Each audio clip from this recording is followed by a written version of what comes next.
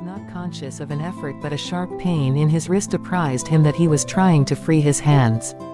He gave the struggle his attention as an idler might observe the feat of a juggler without interest in the outcome. What splendid effort! What magnificent, what superhuman strength! Ah, that was a fine endeavor! Bravo! The cord fell away, his arms parted and floated upward, the hands dimly seen on each side in the growing light. He watched them with a new interest as first one and then the other pounced upon the noose at his neck. They tore it away and thrust it fiercely aside, its undulations resembling those of a water snake. Put it back, put it back. He thought he shouted these words to his hands, for the undoing of the noose had been succeeded by the direst pang that he had yet experienced. His neck ached horribly, his brain was on fire, his heart, which had been fluttering faintly, gave a great leap, trying to force itself out at his mouth. His whole body was racked and wrenched with an insupportable anguish. But his disobedient hands gave no heed to the command. They beat the water vigorously with quick downward strokes, forcing him to the surface. He felt his head emerge, his eyes were blinded by the sunlight, his chest expanded convulsively, and with a supreme and crowning agony his lungs engulfed a great draught of air, which instantly he expelled in a shriek. He was now in full possession of his physical senses.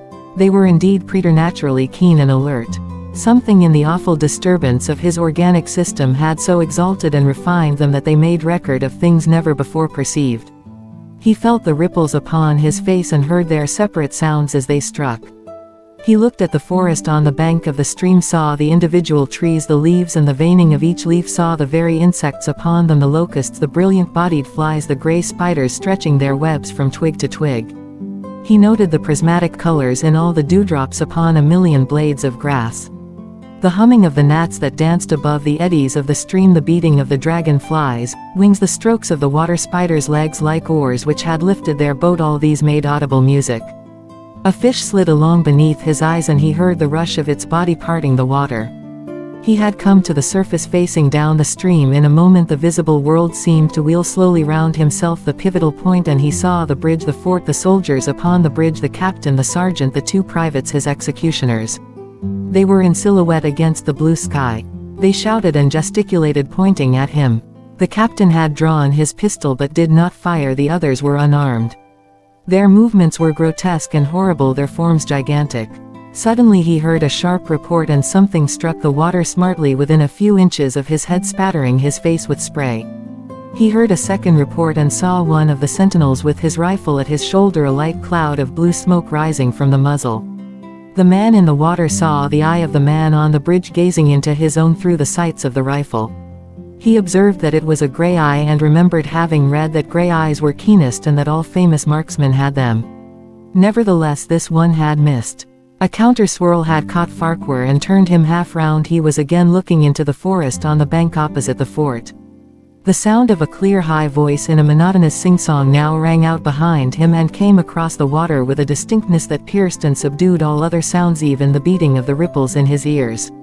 Although no soldier, he had frequented camps enough to know the dread significance of that deliberate, drawling, aspirated chant the lieutenant on shore was taking a part in the morning's work. How coldly and pitilessly, with what an even calm intonation, presaging and enforcing tranquility in the men, with what accurately measured intervals fell those cruel words.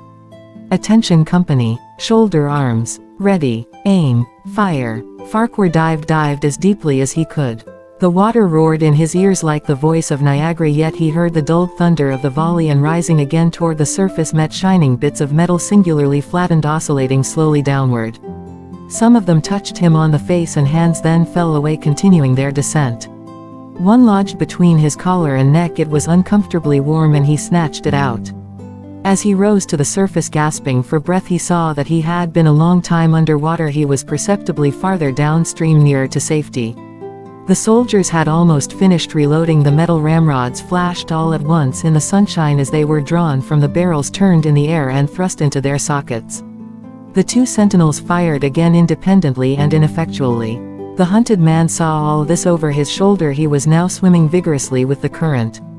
His brain was as energetic as his arms and legs. He thought with the rapidity of lightning. The officer, he reasoned, will not make that martinet's error a second time. It is as easy to dodge a volley as a single shot. He has probably already given the command to fire at will. God help me, I cannot dodge them all. An appalling splash within 2 yards of him was followed by a loud rushing sound diminuendo which seemed to travel back through the air to the fort and died in an explosion which stirred the very river to its deeps.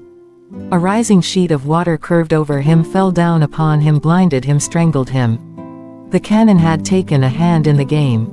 As he shook his head free from the commotion of the smitten water, he heard the deflected shot humming through the air ahead, and in an instant it was cracking and smashing the branches in the forest beyond. They will not do that again, he thought. The next time they will use a charge of grape. I must keep my eye upon the gun, the smoke will apprise me. The report arrives too late, it lags behind the missile. That is a good gun. Suddenly he felt himself whirled round and round, spinning like a top. The water, the banks, the forests, the now distant bridge, fort and men, all were commingled and blurred. Objects were represented by their colors, only circular horizontal streaks of color, that was all he saw. He had been caught in a vortex and was being whirled on with a velocity of advance and gyration that made him giddy and sick. In a few moments he was flung upon the gravel at the foot of the left bank of the stream, the southern bank, and behind a projecting point which concealed him from his enemies. The sudden arrest of his motion, the abrasion of one of his hands on the gravel, restored him, and he wept with delight. He dug his fingers into the sand, threw it over himself in handfuls, and audibly blessed it. It looked like diamonds, rubies, emeralds. He could think of nothing beautiful which it did not resemble. The trees upon the bank were giant garden plants. He noted a definite order in their arrangement, inhaled the fragrance of their blooms. A strange roseate light shone through the spaces among their trunks, and the wind made in their branches the music of Aeolian harps. He had no wish to perfect his escape, was content to remain in that enchanting spot until retaken. A whiz and rattle of grapeshot among the branches high above his head roused him from his dream. The baffled cannoneer had fired him a random farewell. He sprang to his feet, rushed up the sloping bank, and plunged into the forest. All that day he traveled, laying his course by the rounding sun. The forest seemed interminable. Nowhere did he discover a break in it, not even a woodman's road. He had not known that he lived in so wild a region. There was something uncanny in the revelation. By nightfall he was fatigued, footsore, famishing. The thought of his wife and children urged him on. At last he found a road which led him in what he knew to be the right direction. It was as wide and straight as a city street, yet it seemed untraveled. No fields bordered it, no dwelling anywhere. Not so much as the barking of a dog suggested human habitation. The black bodies of the trees formed a straight wall on both sides, terminating on the horizon in a point like a diagram in a lesson in perspective. Overhead, as he looked up through this rift in the wood, shone great garden stars, looking unfamiliar and grouped in strange constellations. He was sure they were arranged in some order which had a secret and malign significance. The wood on either side was full of singular noises, among which once, twice, and again he distinctly heard whispers in an unknown tongue. His neck was in pain, and lifting his hand to it, found it horribly swollen. He knew that it had a circle of black where the rope had bruised it. His eyes felt congested, he could no longer close them. His tongue was swollen with thirst, he relieved its fever by thrusting it forward from between his teeth into the cold air.